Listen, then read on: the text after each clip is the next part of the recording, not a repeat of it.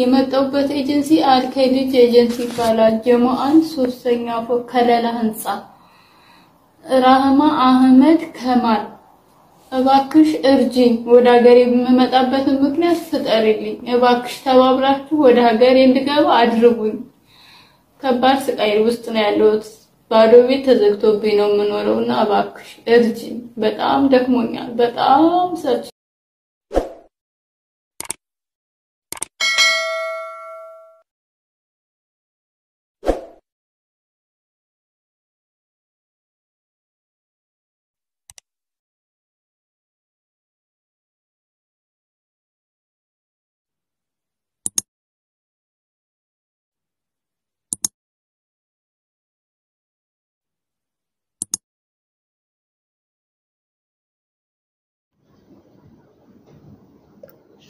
Ashama akan jirtan daawwattoota chaanaalii Urjii Miidiyaa nagaa keessanii nagaan siniif haa ta'u bakka jirtanutti nagaan araaree waaqayyo hunda keessaniif siniif haa ta'u egaa har'a viidiyoo akkuma galba kanarratti argitanutti siniif deemjira jechuudha viidiyoo kana sagalee isaa dhaggeeffattaniitu isarratti yaada koo kenna jechuudha. ሰላም ጤና ይስጥልን ውድ ተመልካቾቼ እንዴት ናችሁ? ሰላም ብያለሁ። እንዴት ነው ረመዳን እንዴት ተበራታላችሁ? እና ዛሬ ምንድነው እየመጣው መግባ ላይ እንዳያችሁት ትንሽ እሱ ላይ ለማውራት የምፈልገው ማለት ነው። ኢጋካጆልኝ ከኛ አኩማ ገልመረቲ ደገፈተኒቱ ጀደን ያዳ ይሮባዬ ጋፈጅሩ ብያ ነማያኑ waan namni hundumtu iyyuu jechuudha akka osoo kana maata nama kamiyyuu dhafu waan gaarii hojjetee osoo deemee garuu namatti tolaamire wanta kamiyyuu gaarii hojjetee deemee namatti tola waan hundumti isaati iyyuu jechuudha oduu waan gaarii hojjetattee too milkooftee gammaddee hundu sirraa gammadee namni jibbu hin jiru jechuudha dhugaa rabbi dubbachuuf garuu yeroo tokko gaafa biyya kaanus ta'e gaafa biyya keessattis qormaata hedduutu jira jechuudha akkuma amma buleetii teenye tana argitanii jirtanii dhageechanii jirtanii embaasii keessa jirti embaasii akkanatti galuu barbaadde waan ta'eef abbaa ishii sirrii bakka sansanii mattee bakki ishiin jirtu bakki hojii ishii bakka rakkoo keessa jirti jechuudha akkuma argitan rakkanne jechuuf qaamuma ishiitirraa yoo argitanu namni rakkate akkasumatti hin beekama jechuudha maaliif qaamuma namaatirraa yoo waa hubachuu dandeecha jechuudha yeroo baay'ee jechuudha tan akka ijoollee gara araba dhufuudhaa deemu yeroo hunda jechuudha hundumtuu siddatiidha kan Ameerikaa jiruus kan ala jiru gara biraas jiran hunduu siddatiidha hundumtuu hojiinsaa dimokiraasii waata malee hundumtuu hojii hojjetamu ni beekna jechuudha haa ta'uu malee yeroo baay'ee kan rakkoo guddaa bakka xaarteerree kan misgeenaa hin arganne an akka ijoollee arabaa hin jiru jechuudha dhugaa rabbii dubbachuuf jechuudha. Shamara kaasee haga dhiiratiitti yoo higgaawudhaan hin dhufne karaadhaan hin dhufeetoo ofii dabarsaa kana caalaa godheetoo ofii dabarsa jedhamee namni kamiyyuu gaafa kaanee dhufnu kanirra jirru sanirraa jijjiiramuuf dhufne malee kanirra jirru sanirraa yookaan gadi bu'uuf miti kan dhufne jechuudha garuu waaqayyo wajjin jechuudha wanta san sila ofii keenya godhannu miti waaqayyoon godha garuu immoo yoo tokko qormaanni gaafa baay'atee sitti dhufu dhugaa baay'ee jechuun waan laphee keessi cabsuudha jechuudha dhugaa rabbii dubbachuuf harraka namni biyya keenya kan namaaf hin naane kan ejensiin namni biyya kootiiti jettee kan namaaf hin naane yaada'u namni biyya ormaa akkamitti namaa na'uus danda'a garuu hundaa miti kan naanus jirani kan hin naanes jirani yaa ta'u malee walitti qabdee yoo laaltu ofii isaaniitii akka isaan caalaa of godhanii madaamota caalaa of godhanii ejensoonni as jiranuu warri dallaalaa ta'anii fuudhanu jechuudha. Warri ta'anii fuudhanu ofii isaaniitti birrii argatanii birrii argatan saniin akka feetti ittiin bulanii ittiin jiraatanii saniin booda immoo ishee fuudhasan garagaranii hin laalanii maalarra jirti maal akkamitti jirti maal godhamaatii jirti maaltu ishirra ga'a lubbuu kanaatitti nan gaafata maayiqanii biraatitti በፍጹም እንጂ ልጆቹ ስሩማ ሳን keessan jiru birrii isaanii fi birrii isaanii qofa gaarabbi dubbachu yeroo baay'ee namni xeenaa qabu siraa namni xeenaa hin qabnes jiras kana biraan immoo cinqatiin jira kana biraan immoo waan baay'eetu hojjetama gaarabbi dubbachu waan baay'ee maaliif yoo jedhame wanta baay'eetu hojjetama jechuudha wanta baay'eetu hojjetama sababbiin isaatis maal jedhee ibsuu danda'a yoo karaatti du'amanii gatan yoo mana madaamii keessaa akkas ta'an yoo akkana ta'an deebi'ee maatii ishiitu warri kuni mucayyoon tun akka amma rakkattee jirti waaqayyoon nagaan ishiidhaaf waaqa garaa laaffisiisee fi kana keessaa warroota miidiyaa kana keessaa garaa laaffisee fi gara biyya ishee galte gaafan biyyan galtus haa ta'u malee gaafan biyya galtus yookaan warri ishii ni qabaa yookaan warri ishii haala gaariin taqabbalanii yookaan haala gaariidhaan hin taqabbalanu jechuudha. Haa ta'u garuu biyyuma ofii keessatti karaa biyya ofiit irratti du'uu wayya dhugaa rabbi dubbachuuf jechuudha. Biyya ormaa keessatti du'uurra karaa biyya ofiit irratti du'uu wayya jechuudha. Sababbiin isaatis biyya ormaa dhugaa rabbi jechuun irraa fayyadamne irras ittiin miidhamameeras faayidaas qaba miidhaas qaba yoo akkanatti ilaaltu biyya biraa hin dhufiina yoo jedhame too namni jedhame hin dhaga'amu jechuudha namoonni keenyas baay'inaan hin dhaga'an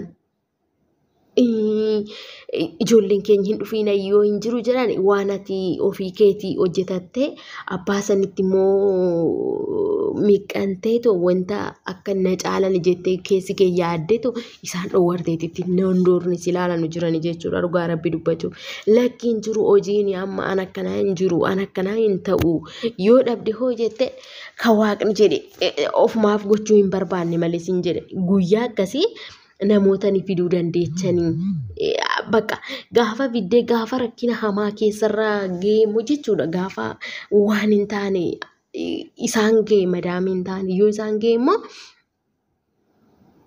sitti deebi'anii kan duraa siyaas cannaqasan dhiisanii ijoolleen keenyas baay'inaan jechuudha dhugaa rabbi dubbachuuf gaafa isa gaafa dhufuudhaa deeman isaan dhiisanii isa gizee irra ga'e isas itti azooran jechuudha. Ati maraxxee irreen kennituufi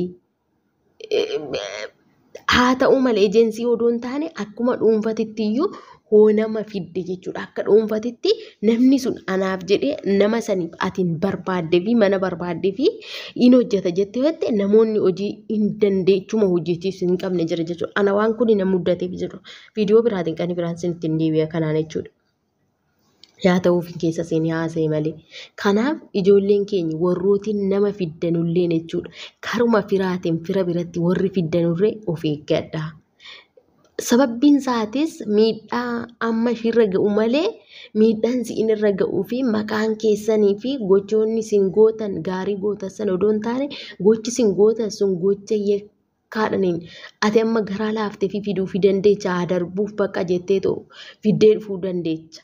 Fuudhuu fi dandeecha as fiduu dandeecha inni sun gaafa abbaa sanii waliin taane abbaa sanii waliin ofii akkanaarra taa'anii siin jedhama kanaaf kanarraa of eegeen siin jedha warroonni akkasitti fuddanullee akkasuma ejensiiwwan keenya warri fiddanii ijoollee fiddanii raawwattanii birrii keessanii gurgurattanii raawwattanii toteechanis gaarabbi lapheessiniif haa kennu. Lapheessiniif haa kennu lubbuun keessanis lubbuun abbaa isheetis nama biraatu walqixa waan ta'eef lubbuun nama kamiyyuutu walqixa. Birrii qabaachuu fi dhabummaadhaan adda baana malee akkuma si miila lama qabna harka lama qabamaa jechuudha. Dhugaa rabbi dubbachuuf akka asitti gurraachuma fi diiminaan akka wal caalamu yookaan immoo akka nu qaxaranii birrii nu kaffalan nu caalan nuti toflaan garuu maalummaadhaan nu iyyuu nu caalu jedhan birriidhaan nu caaluu danda'an. Birriidhaan nu caaluu danda'an. Namummaadhaan garuu nu caaluu hin danda'an. Maaliif anas gurraachas haa ta'u bareedaa haa ta'u gadee haa ta'u waaqayyoon jaalatee kan nu uumedha jechuudha. Hunduma keenya iyyuu hunduma isa biratti nuyi wal qixa. Waaqayyoo biratti wal qixa wal hin caalu jechuudha. Ija isaatiin tokko nuyi garuu birrii hojjennee fi hojjechuu dhiisnu keenya wal darbuu dandeenya kun dhugaadha. Saniin ala atis namatti waamamta abbaa sunis nama jedhee waamama. Kanuma maqaan tokko biraan jiru. Kanaafuu ijoollee keenya waaqayyoon ishii akka raddoo ጸሎቲ keessaniin ishiidhaafis kadhaafii isiniin jira. እና ሰላም ውዶቼ እዚህ ጋር ያልኩት እንደ አያችሁት አሁን ቪዲዮ ላይ ምግባ ላይ ማለት ነው ተቸግራ ያው አረብ ሀገር ታውቃላችሁ። በዚህ ጊዜ ደግሞ ይሄም ረመዳን ነው። ረመዳን ባይሉ እንደራሱ ከስራ ይልቅ ደግሞ ወደ ኋላሽ ተቀምጦ የሚጨቅጭቁሽ መዳሞች የሚነዘንዙት ያሉንም ይሄም የሚሉት እሱ ለራሱ አንጂና ያሳቅቃል ማለት ነው። እንደሱ አይነት ካጋጠማችሁ ካያችሁ ማለት ነው። ስለዚህ ከዚህ ደግሞ ራሳችን እኛም ራሳችን መጠበቅ የመጣንን ደግሞ አላማ መሙላት እዚህ ጋር ኢትዮጵያ በፊት በደንብ ማንሰራ ከሆነ ጠንክረን በቃ የሰው ሀገር መተናል በፊት ማንሰራ ማን ደግሞ ቢሆን ለራሱ ደክመን ሰርተን ያችን ለመውሰድ ግድ ነው። ከአቅም በላይ ሲሆን ደግሞ የግድ ምንም ማድረግ አይቻልም። አንዳንዶቹ ስራ በደንብ የማይፈልጉም አሉ እውነትን ለመናገር ማለት ነው። የሚደክማቸው ማለት ኢትዮጵያ በደንብ የማይሰሩት እዚህ መጥቶ የማይችሉም የሚያቅታቸው ማለት ስራው ሳይሆን በጣም የሚደክማቸው አንዳንዱ ደግሞ ከአቅም በላይ ማለት ነው። የሶስት ሰራተኛን የምትዘጋ አለች ጠንካራ ሴቶች ማለት ነው። ሁሉም አይደለም። ስለዚህ የመጣን ግን አላማችን ሰርተን ልንለወጥ ነው። እዚህ እስከመጣን ድረስ ክፉም ይሁን ጥሩም ነው መቻለም ግዴታችን ነው። በሱ ይልቅ ደግሞ ራሳችን መንጠቀቅ ነው። ከሱ የበለጠ ደግሞ እነሱ ካመጡን በኋላ ክፉ ቤት ነው ወይ ያለው ይታወቃል። ክፉ ቤት መቼም እንዴት ነው እንደዛ ሲሉ ኤጀንሲዎች ያ ሲደውልላቸው ቢመልሱ ቢቀይርላችሁ ሌላ ቤት ቢሆን ግን ዝም ብላችሁ ስሩ። አንዳንዶቹ ሰማሉ አንዳንዶቹ ዝም ብላችሁ ስሩ ይላሉ። ዝም ብሎ እንዴት ይሰራል እንዴ? ጭንቅላትሽ ሰላም ስትሆኝ ነው እኮ መሰሪ ስራ ብትችይ ለራሱ እኮ አንቺ ወደ ኋላ ተቀምጦ ቀን ሙሉ መዳብጭ የሚያዘዝዙ በዚህ የሚሉት እኮ ብዙዎችም አሉ። ይሄንን እንዴት ነው የኛ ኤጀንሲዎች የኛ ደላሎች ይሄንን ራሳቸው ከዚህ ነው ያለፉት። ይሄን ሰርቶ ነው ያለፉት በብዛታቸው እዛ የተቀመጡት። ይሄን ሰርቶ እንደኛው ሰርቶ ማለት ነው እንደኛው ሰርቶ ነው እዛ የተቀመጡት።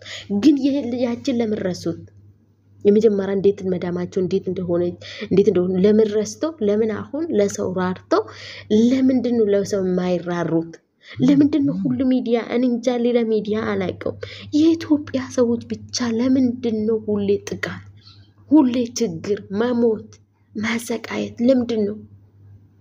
ሌሎቹ ሀገር እንደዚህ የሚሰቃዩት እኔ በብዛት አልየውም። የኛ ሀገር ግን በመንገዱ እንመጣለን ብሎ በመንገድ ይሞታሉ ወንዶችም ሴቶችም። ስትሰራ ምስኪና የላትም ትዘፋለች ትለፋለች ምንም ነገር ብር የላትም ምን ጉልበት የላትም ሁሉ ነገር አልቋል። ካንዱ ከስንቱ ነው ራሱን ይዞ ራሱን ጠንቅቆ ራሱን ብሩን የሚይዘው። እቺ ልጅ አሁን ወይን ሰርታ ብር ይኖራታል ወይን አይኖራትም። እንግዲህ እንደምትወያት በጣም እንደዚህ ከስታለች እቺን ትመስላለች። አስቡበት ወይን ብር ኢትዮጵያ አሁን ብትገባ ያው እግዚአብሔር ነው የሚጠብቃት ሰው አይደለም። እውነት ቤተሰብ ወይን ብር አለላት ወይን የለላትም ወይን ቤተሰብ አለው ወይን የለው ወይን እሱን ይችላታል ወይን እሷን አይችሉትም። ከዚህ ሄደሽ ደግሞ ቤተሰብ ላይ መቀመጥ ማለት ነው እውነት በጣም ደስ አይልም። ለምን ማንኛውም ሰው ውጭ ሀገር እኛ መጀመሪያ ስንሰደድ መጀመሪያ ውጭ ሀገር ዝም ብለን ብር እንደዚህ በቀላል የምናገኘው ይመስለን ነበር አይደል? ስንመጣ ስንገባበት ግን ሁላችንም እናቃታለን ውስጡ። እንዲው ጥሩ ቤት ብትገቡ ለራሱ ከውስጡ ጥሩ ቤት ብትገቡ ሌላ ቤት ሄዳችሁ ክፉን አይታችሁ ከዛ የምትማሩም አላችሁ ብዙዎቹ። ስለዚህ ኢትዮጵያ ያሉት ደግሞ ምንድነው የሚያስቡት? በቃ ውጭ ሀገር በቃ ከሄደ ብር ብቻ የሚታፈስ ብር ብቻ የሚያገኙት በቀላል እንደዚህ ለፍቶ ተሰቃይታቸው የሚመስላል። ለአረብ ሀገር የሰራ ሰው ነው ብቻ ነው የሚያዝ ነው። ከዛ ውጭ አያዝኑትም። በስንቱ ከነገርሹ በኋላ ልብ ያለ ከስንቱ ብሎ ይቀበልሻል እንጂ አሁን ውጭ አረብ ሀገር ሄደች እንጀራ ወጣላት። አዎ ተቀይረንበታል። ግን አረብ ሀገር እንዳልነው እንደቀላሉ በቀላል እንደመጣን አይደለም። ማርያምን አይደለም። በጣም ከአቅም በላይ ነው። ከስንቶቹን ሰዎችን ከየዘመዶቻቸው ስትሰሚ እንዲሁ ጅማም ይሁን ቅዳሜ ስትሰበሰቢ የአንዱን መዳም ስታወሪ የምትሰሚው በቃ ውስጥሽ እንዴት እንደሚከፋና ምን እንደምታደርጊ ያቅተሻል። ስለዚህ እናንተም ራሳችሁን ጠብቁ። የተቸገራችሁም ወጣችሁ ካልተናገራችሁ ሲጀመር ማን ያያችኋል? እና ቪዲዮን እዚህ ላይ ጨርሻለሁ። ሰላም ሁኑልኝ።